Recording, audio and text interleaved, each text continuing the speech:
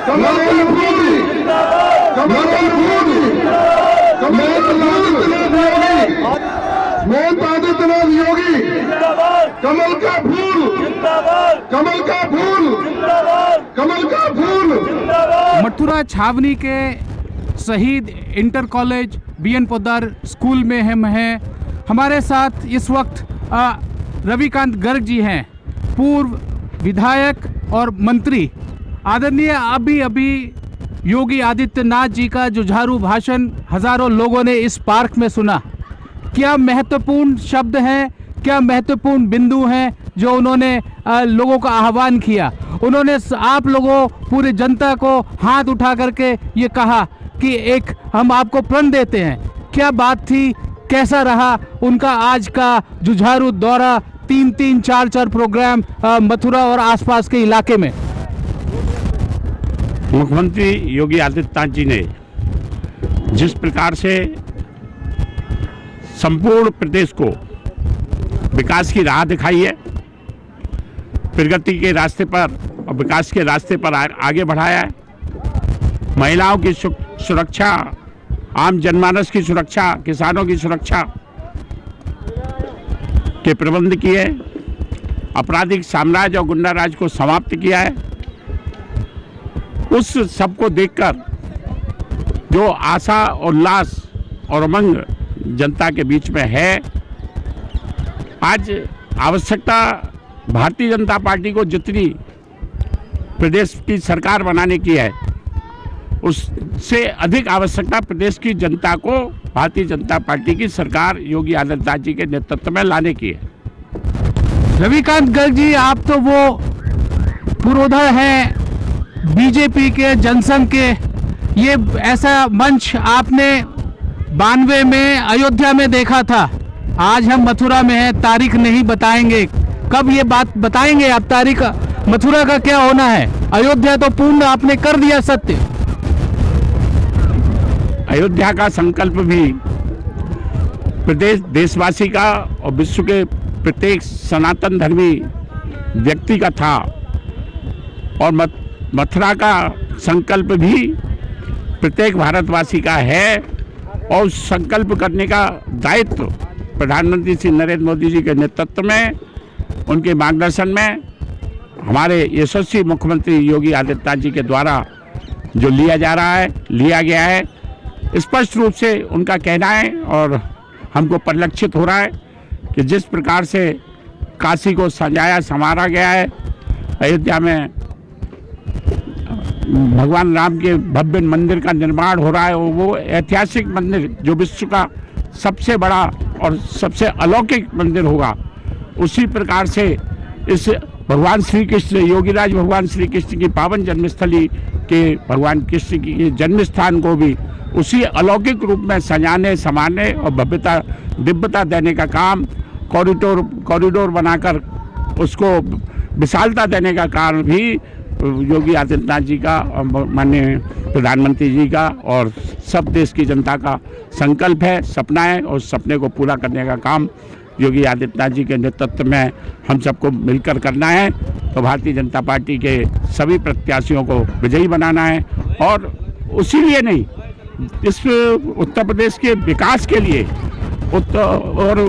उत्तर प्रदेश के विकास के साथ देश के विकास के लिए यह आवश्यक है। आज जिस प्रकार से कल बजट प्रस्तुत हुआ है, उसमें लुभावनी बातें नहीं कही गई होंगी, कुछ लोगों को लोभ लुभावने नारे नहीं दिए गए होंगे, परंतु जिस प्रकार से उसका अगर अध्ययन किया जाए, बारीकी से अध्ययन किया जाए, तो जो जीडीपी 1,10,000 करोड़ हुआ करती थी, वो जीडीपी इस समय बढ़कर 2,30,000 करोड़ हो गई है। 100 लाख करोड़ की योजनाओं को एक सूत्र में पिरोकर, सभी विभागों की योजनाओं को एक साथ बांधकर, और जो सपना इंफ्रास्ट्रक्चर का भारत के आधारभूत संरचना का देखा गया है, वह अलौकिक है। पूरे विश्व में कोई देश और कोई देश का कोई शासन इस काम को नहीं कर सकता, जिस प्रकार से 100 लाख करोड़ का इंफ्रास्ट्रक्चर अगले साल में तैयार करने का सपना जो भारतीय जनता पार्टी के देश के प्रधानमंत्री श्री नरेंद्र मोदी जी और वित्त मंत्री ने दिखाया,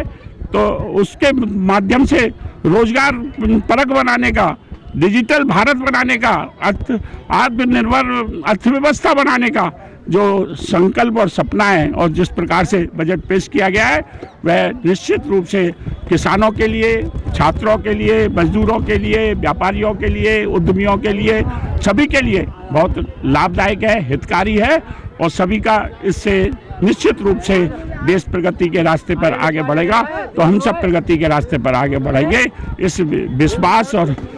संकल्प के साथ हम सब लोग सहयोग करें, भारतीय जनता पार्टी को विजयी बनाएं, यह आज समय की आवश्यकता है। मनरेगा जो मोदी सरकार ने एक नए प्रारूप में, नए कायाकल्प के साथ प्रेजेंट किया और आज की डेट में आपके क्षेत्र में भी कृषि आधारित या गांव और रूरल एरिया है,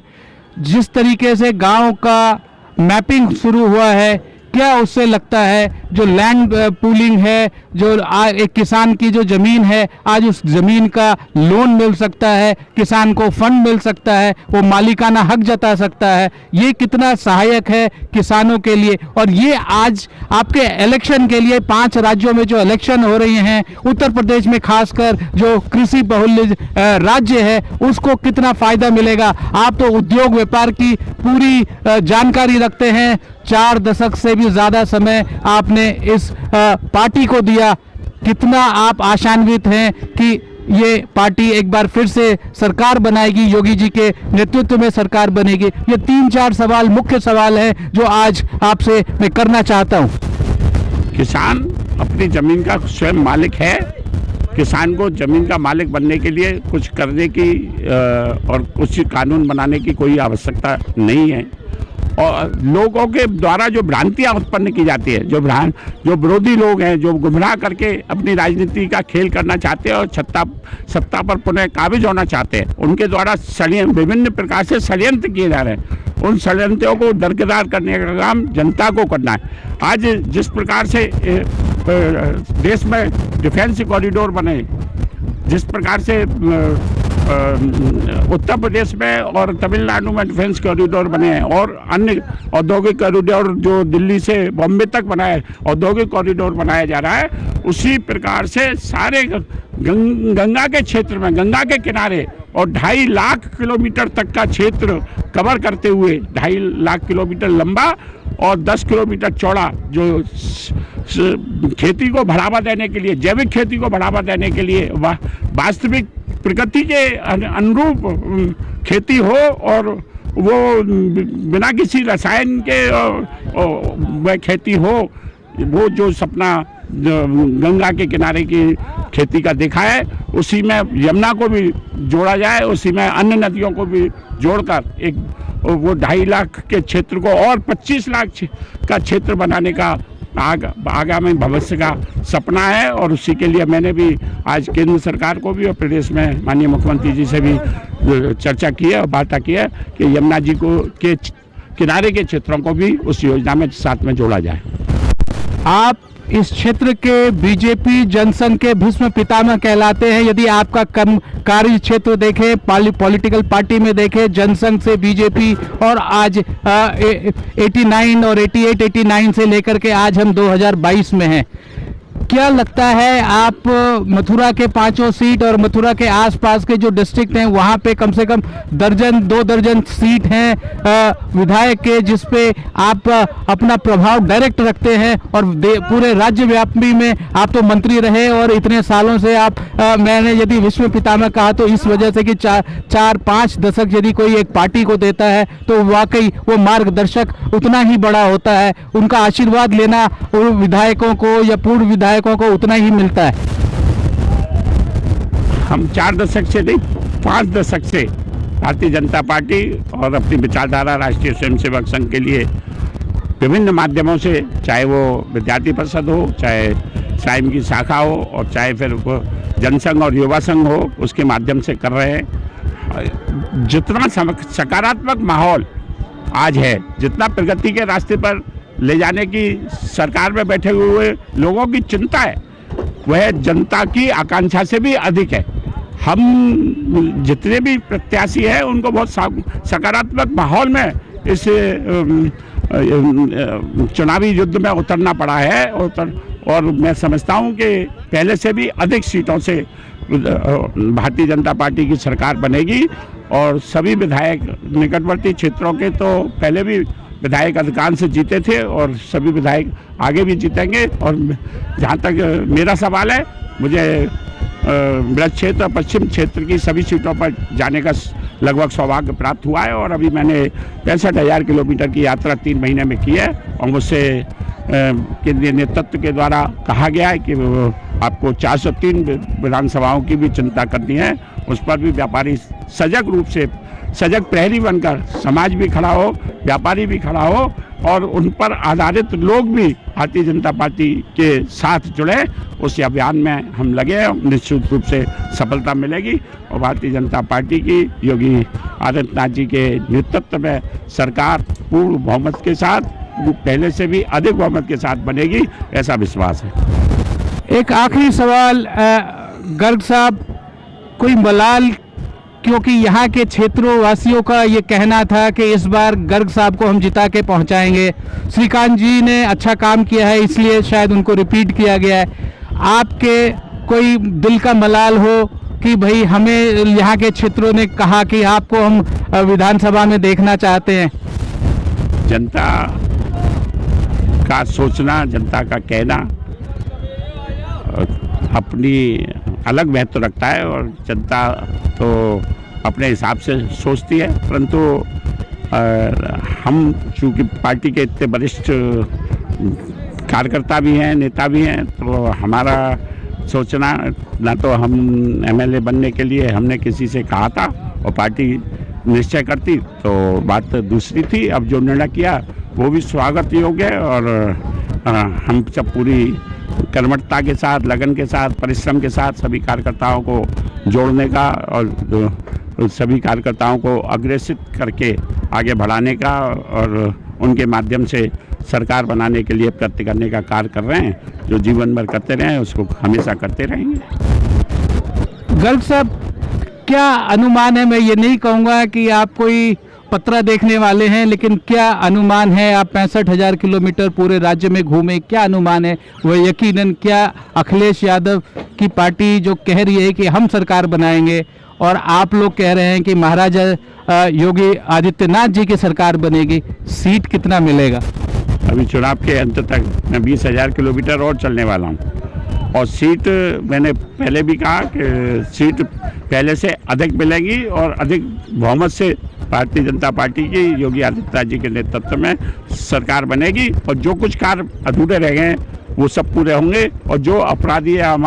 असामाजिक तत्व अभी भी अपने चेहरों को चमकाने में लगे हैं और किसी प्रकार से सत्य हत्या कर पुनः पुराना वातावरण बनाना चाहते हैं, आपराधिक गुंडा साम्राज्य का वातावरण बनाना चाहते हैं, उसका को भी समाप्त करके एक और ज़्यादा कर्मनिष्ठ और निष्ठावान सरकार जनता के सामने आएगी, ऐसा विश्वास है। एक और छोटा सा सवाल, क्या आपको लगता है किसान आपके साथ है, जाट गुर्जर जो इस एरिया में भी उनकी अच्छी मात्रा है, जो किसान आपसे थोड़ा सा विस्मृति हो गई थी, क्या वो स्मृति में कमल का फूल खिलाएंगे? किसान कोई विस्मित नहीं हुआ और किसान का ये सरकार तो देश की पहली सरकार है स्वतंत्रता प्राप्ति के पश्चात, जिस सरकार के मुखिया प्रधानमंत्री श्री नरेंद्र मोदी जी के द्वारा, योगी आदित्यनाथ जी के द्वारा पहले दिन से ही संकल्प व्यक्त किया गया कि यह सरकार किसानों के लिए समर्पित है, यह सरकार गरीब कल्याण के लिए समर्पित है। तो और उस के मद्देनजर जो कार्य दुगनी फसल की, किसान को फसल का दुगना कीमत मिले, दौड़ी लागत का दौड़ा पैसा मिले, उस सब के लिए जो कार्य सरकार ने, केंद्र सरकार ने और प्रदेश सरकारों ने किए, सभी किसानों के खातों में जिस प्रकार से 6,000 रुपया प्रतिवर्ष किसान कल्याण के लिए भेजा जा रहा है सम्मान निधि के माध्यम से, और सभी वर्गों की चिंता करके जिस प्रकार से सरकार कार्य कर रही है, किसान, ये भारतीय जनता पार्टी की केंद्र में प्रधानमंत्री श्री नरेंद्र मोदी जी की सरकार और उत्तर प्रदेश में योगी आदित्यनाथ जी की सरकार बनने के बाद इस देश और देश में जातिवाद समाप्त हो गया, परिवारवाद समाप्त हो गया, वंशवाद समाप्त हुआ है, व्यक्तिवाद समाप्त हुआ है। उस सबको पुनः स्थापित करने के लिए जो विरोधी सक्रिय होकर छटपटा रहे हैं,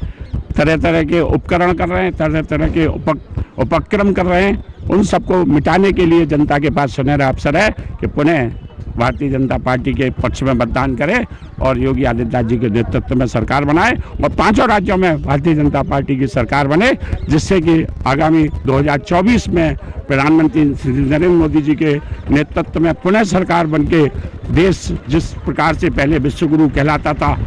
साधन संपन्न देश कहलाता था, जिस प्रकार से देश अर्थव्यवस्था में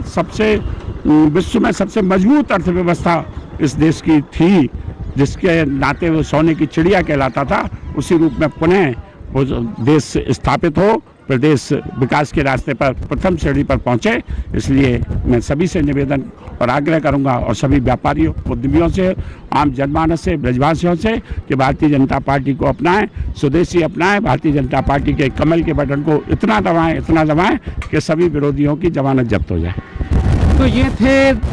भारतीय जनता पार्टी के कर्मठ 5 दशक से भी ज़्यादा समय से जनसंघ से लेके भारतीय जनता पार्टी के पूर्व मंत्री और विधायक रविकांत गर्ग जी। इनका कहना बिल्कुल दुरुस्त है कि बटन इतना दबाएं कि सबकी जुबान बंद हो जाए। योगी आदित्यनाथ जी ने भी ऐसा ही कुछ कहा और योगी आदित्यनाथ जी के इस भाषण में सबसे बड़ा इम्पोर्टेंट जो ये था, बात जो थी कि हमने उत्तर प्रदेश को उत्तम प्रदेश बनाना है। With camera person Narendra Kumar, Pranab Prakhar reporting for vision television world.